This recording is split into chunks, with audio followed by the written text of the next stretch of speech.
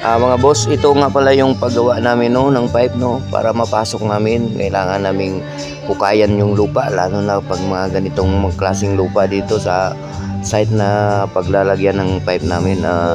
Kailangan namin i-jackhammer no, kasi napakatigas kasi ng mga portion na dyan.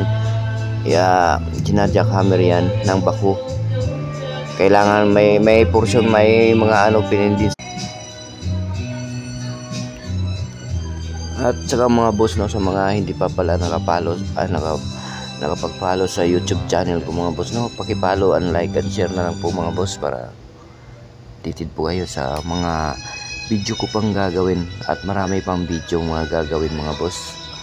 At para maging alam nyo po yung mga gagawin ko dito mga boss no.